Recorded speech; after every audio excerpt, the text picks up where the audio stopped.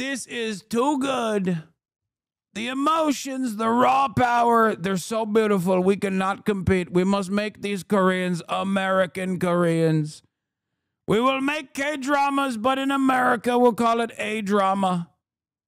A drama. Give John Voight $1 billion and then give Mel Gibson an American citizenship so that he can make the Jesus movie again and again. It's my favorite movie.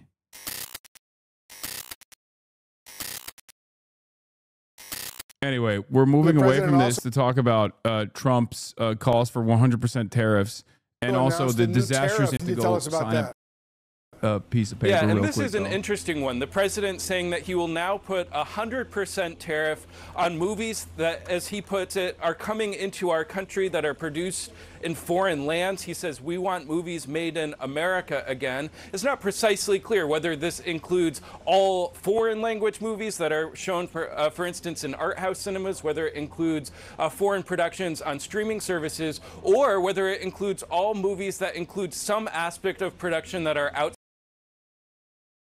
of the United States, because movies, a lot like cars, include various components that are produced in different countries. In a lot of cases, you know, if a movie is scripted in the US, cast in the US, it might be shot outside of the US, in part because a number of other countries include some tax incentives for production of motion pictures. And so the president here is identifying a real issue. You know, talk to anyone in Los Angeles, they do say that a lot of the jobs associated with the motion picture industry have dried up, in part because it's cost prohibitive to shoot movies in California. The president here clearly trying to remedy this issue as part of this broader effort to move production of all kinds of goods and services back to the United States. The president says he does think that new trade deals could be announced this week as part of his effort to reorient global trade. Wolf. All right, Kevin Liptak over at the White House. Thanks very much. And Pamela, this is personal for me because when I was in Mission Impossible Fallout, the film, they flew me to London for my scene, to film my scene in London. So if Trump gets his way, you couldn't do that anymore. You got to film everything in the United States. Right, which a lot of people in Hollywood and elsewhere would applaud, right? Not going overseas and having that money be here in the United States, which is what he's doing. But as Kevin pointed out, there's a lot of practical issues with this that would need to be worked out. But interesting. Only you can say that, Wolf, right? I was in Mission Impossible on a flight to London. There are a few other actors in Mission Impossible. Well, they all flew to London. That's right. That's pretty cool. I was in James Bond's Skyfall, too. I know. How many movies have you been in? A lot. Okay. Yeah. There you go, folks. Movie world reacting to a new announcement by the US president ordering a 100% tariff on foreign films shown in the United States. In a post on Truth Social, Donald Trump said Hollywood is being devastated by productions filmed outside the US and is likening that to a national security threat. Other nations, a lot of them, have stolen our movie industry. And I'm saying if they're not willing to make a movie inside the United States, then we should have a tariff on movies that come in. And not only that, governments are actually giving big money. I mean, they're supporting them financially. So that's sort of a threat to our country in a sense. Eric Gardner is a founding partner and correspondent for Puck News. Joins us now. I often hear you on one of the podcasts on what is you know. Bro said anime is a national security threat. Okay. I mean, this is the most anti-anime shit I've ever seen. This is literally directly killing Asmongold's entire fan base. Okay? Straight up. RIP to the Asmongoldians who have found themselves in this very tricky position where they no longer are saying, yeah, based. Not based. Okay? Not based at all. It turns out, no, this is not based. Don't care, didn't ask, still going to say, yeah, based. A really good and busy slate. Congratulations on that. Eric, good to have you. First up is a very simple question. Does this proposal even make sense when film production is so global and so sort of intertwined? And films, ultimately, correct me if I'm wrong, are not goods. I think they fall under the sort of, you know, the pillar of services, right, which is generally not what tariffs are all about. So explain what's going on here. Yeah, I mean, it's hard to explain what's going on. I'm not sure whether Trump himself knows what's going on. I mean, when we're talking about tariffs, you're usually talking about goods that are shipped into the country. And at the point of entry, that's when the taxes are put on. But when you talk about movies, there's no such thing as them being shipped into the country. It's intellectual property. They get screened everywhere. So exactly how is the tariff going to be imposed? Is it going to be on movie tickets? Is it going to be on producers paying the fees? That's just one of the problems. There's also the question of what is a movie that's produced overseas? Are we talking about where the funding is coming from? Is it about, where is it shot? What happens if it's shot in the United States, but there's some post-production, some special effects over in Asia? Does that, qualify as a foreign film? So there are all these questions. Right now, I'm looking at this executive order, the True Social Post, and it's very vague. I think there are a lot of people in Hollywood very confused right now. It's interesting. I mean, even here in the UAE, in Abu Dhabi, where there have been a lot of, pretty significant films made of late, or at least parts of them shot here. They offer a rebate here, and that's as they do in many parts of the world. And that's one of the things that Trump seems to be going after here, rather than what the California governor has been suggesting is helping out Hollywood by actually offering the sort of tax. This is unserious and just a distraction from Gaza, right? Yes, absolutely. Well, not a distraction from Gaza, but just like a distraction in general. But also because it's just classic Trump. He's a maniac. He comes up with like a maniacal thing out of nowhere, out of the blue. I feel like it also paired nicely with his I'm going to reopen Alcatraz statement. I feel like he just saw a movie. He saw like Escape from Alcatraz or whatever, and he was like, we got to make movies again in America like we used to. And then he chose to, that was what was playing at movie night at Mar-a-Lago. And he was like, and I have a brilliant idea. We're going to do tariffs in order to do movies in America. Movie magic time. It just like doesn't make any fucking sense. The reason why CNN is defending it is because we do have a robust industry here in the United States of America. It's one of the more competent industries that we have in terms of movies. But it is so psychotic to do because it's not just about production for American film. You're all of a sudden trying to shut out national movies from entering the American marketplace. It's so dumb. Once again, a totally ridiculous statement, a totally ridiculous statement because like it's not directional. It's not saying like we need to move the VFX industry back to the United States, for example. That's like that is a sectoral tariff. It's like applied specifically to one part of the production process. That's fine. That's valid. I like that. Like, what are you, what are you going to do? Lord of the Rings? What are you going to do? Film it in fucking Brooklyn? Like, where are you going to film Lord of the Rings? What are you supposed to do? Sorry, we had to film it in fucking Utah, We're filming Dune, this time in Detroit. Lord of the Onion Rings.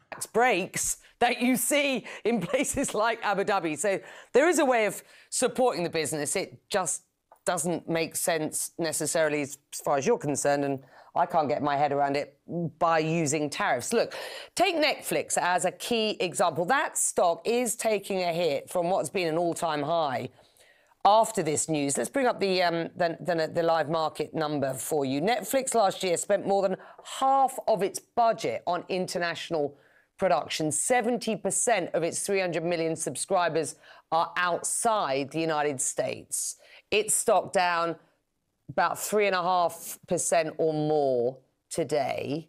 You have to assume that's mostly on this. Look, the markets are off slightly today, a bit of profit sharing going on. But, I mean, that's a significant drop for Netflix today. What impact would this tariff have on consumers? How would it change things for the everyday viewer and for an organization like Netflix? Yeah, I mean, that is pretty unclear right now. I mean, if we're talking just about movies, well, Netflix does most of its, work in television shows. So it's not clear whether or not Netflix is impacted. And if you're, imposing tariffs on movie tickets, maybe that means that Netflix is in a better position. Maybe it means that people, stay. Oh God, it's so much, bro. So much of commentary in the media nowadays is basically just trying to make sense of the Brandonized insanity of Donald Trump. Just everyone for like a week after Donald Trump says something absolutely nutty will just go around and be like, what did he mean by this? I don't know. Maybe he wants to implement tariffs on ticket sales for movies. Maybe it's maybe he wants to do tariffs on Netflix, like Netflix productions. Like what happens when one aspect of the production is overseas, but the production itself is an American production? Does that get hit by tariffs? Like, how do we do this? How can we make this happen? And it's like, sometimes you just gotta be like, he's crazy. Sometimes, I mean, I get why they have to do this, but I don't think Trump put this much thought into it. That's all I'm saying. I can't in good conscience sit here and assume that Trump put any thought into this beyond movies used to be beautiful when they made it in America. We must make American movies great again. No more DEI. No more DEI in movies and American-made movies. That's right. Trump watched a K-drama last night and panicked. This is too good. This is too good. The emotions, the raw power, they're so beautiful. We cannot compete. We must make these Koreans American Koreans. We will make K-dramas, but in America, we'll call it a drama. A drama. Give John Voight $1 billion and then give Mel Gibson an American citizenship so that he can make the Jesus movie again and again. It's my favorite movie. Home, don't go to the movie theater and just binge watch on Netflix. So until we have details about how this is going to be in game out, who's winning and who's losing. Yeah, this is what he said when Parasite won.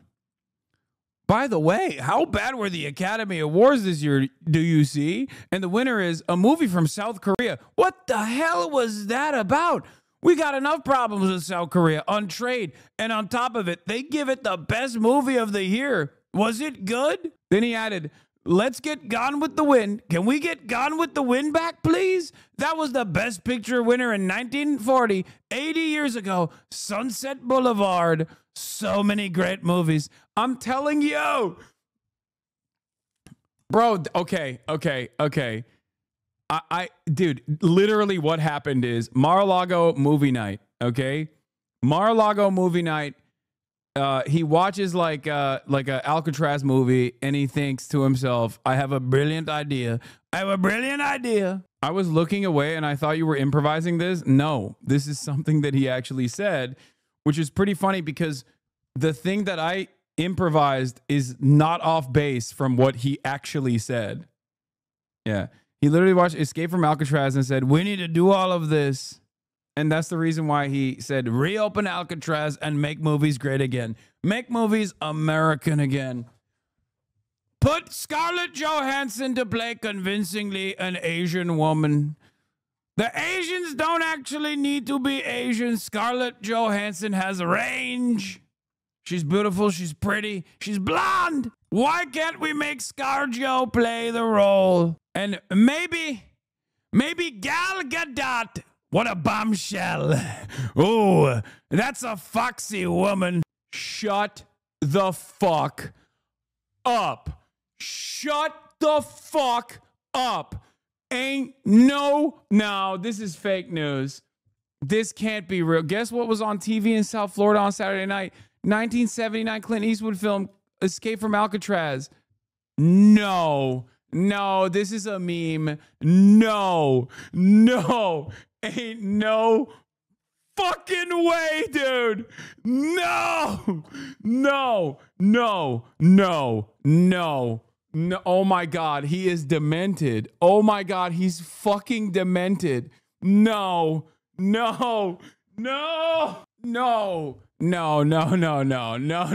This is fake, right? Like, there's no way this is real. This is just someone trying to make a joke. I don't think that's the case. No shot. Oh my God. The Independent. Trump announced Alcatraz reopening just hours after Escape from Alcatraz aired on a South Florida PBS station. dude, he's like a baby. He's got the mind of a child. He's got the mind of an infant. Reporter, how did you decide to reopen Alcatraz? I was supposed to be a movie maker. Nobody ever escaped. One person almost got there, but I made this joke yesterday. I made this joke verbatim yesterday. Oh my God. I made this joke bar for bar yesterday, dude. Oh my God, what is happening? To reopen Alcatraz. Can you walk us through that decision? Did I say what? To reopen Alcatraz. How will you use it? How did you come up with the idea? Well, I guess I was supposed to be a movie maker. We started with the movie making and we'll end. I mean, it represents something very strong, very powerful in terms of law and order. Our country needs law and order. Alcatraz is, I would say, the ultimate, right? Alcatraz, Sing Sing and Alcatraz, the movies. But it's right now a museum, believe it or not. A lot of people go there. It housed the most violent criminals in the world, and nobody ever escaped. One person almost got there, but they, as you know the story, they found his clothing rather badly ripped up. And it was a lot of shark bites, a lot of problems.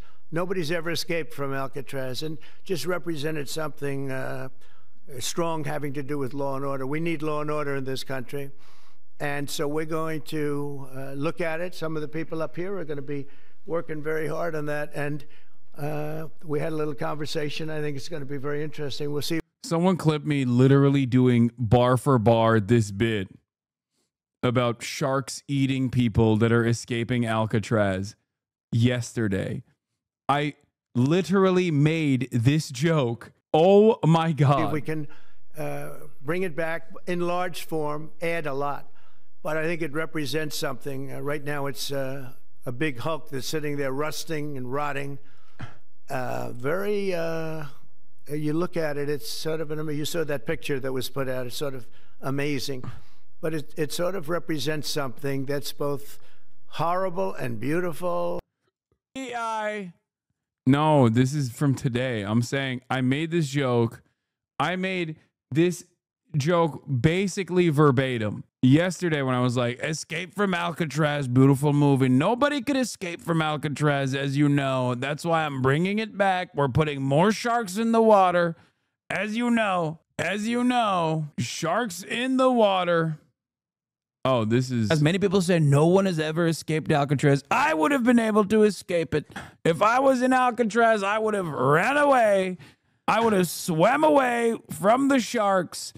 And then I would have gotten on a boat. But not if the boat has an electric... Okay, I added some extra jokes onto it. Because I did the Trump bit about sharks versus the electric boat motor. Because everybody knows between the boat, God forbid it sinks, between the boat and getting electrocuted or the sharks, I'm not so certain I would take the boat. I would probably take the shark, which is my biggest enemy. I would take the shark. I go back and forth on whether this is actually funny or scary. Okay? Because like I don't know if this is funny or if it's just like incredibly scary that the president's brain is so demented that like a joke that I made yesterday becomes an official presidential decree only 24 hours later. This is not like, it's funny, haha, but also what the fuck? This guy is the president. Not so funny when you think about it, you know? And strong and miserable, weak. It's got a lot of qualities that are interesting, and I think they make a point. Okay. He's watching the VODs. Yeah, Trump is a VOD watcher. This is gross. Okay. This is, yeah, I saw this before. Not saying anyone should, but I bet you could convince Trump to reopen Alcatraz in under 20 minutes. Nobody ever escaped. I talked to Clint Eastwood and he said, maybe, but we're going to bring it back. Those Californian liberals are going to pay for it too. I mean, this guy's the true prophet, okay? Lisan al-Gaib. Oh, so now it's bad when the president listens to his constituents. There's no pleasing you people. Quick, someone show Trump A Bug's Life. those bugs, those ants, they're so beautiful. They're so good. They're so good. They're so hardworking, those ants. And we got to make the factories look like the ants. Need to rise up against their masters. It's like the liberals. The liberals are basically the big bugs trying to kill the ants. Keep RFK Jr. away from Plague X. The locusts. I like to think the locusts are Chinese. The grasshoppers hopping around. The ants must beat the Chinese. I'm having too much fun with this fucking idiot being the president. It's not fun, nor is it funny, okay? I think this is devastating. I want to make that clear. But we got to take it seriously. Obviously, Trump is all about tariffs. You're right. There are incentive ways to drive production in the United States. It's definitely a real issue. There used to be a vibrant economy in Hollywood that was based entirely on people producing movies and TV. And these days, a lot of that happens overseas. But, the use of tariffs to rectify that is kind of strange.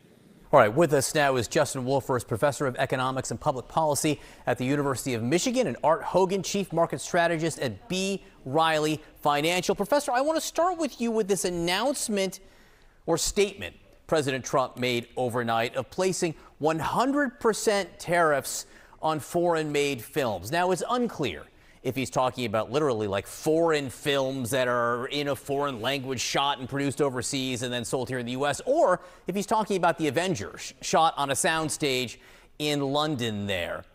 Big picture, Professor, what happens if this trade war expands to services and intellectual property? Yeah, so that's the really big news here. I think actually there's two pieces of news. One, the president has opened a whole new front in the trade war, because the thing about movies is... Put a tariff on this guy. Moving on. Yeah, please. Trump blames grossly incompetent Newsom for Hollywood's problems when defending movie tariffs. Can you explain a little bit about how you would implement tariffs on the film industry, kind of how that would work? Well, that's a different story, but film industry has been decimated by other countries, taking them out, and also by incompetence, like in Los Angeles. The governor is a grossly incompetent man. He's just allowed it to be taken away from, Hollywood. Hollywood doesn't do very much of that business. They have the nice sign and everything's good, but they don't do very much. A lot of it's been taken to other countries, and a big proportion. And I'm actually going to meet with some, because, there's some advantages, I guess, and I'm not looking to hurt the industry. I want to help the industry. But they're given financing by other countries. They're given a lot of things.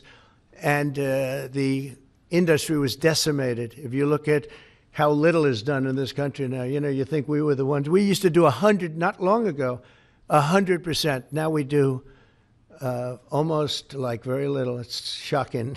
Are you in that business too? Because he's in so many businesses. You could explain it, but it's not a good situation.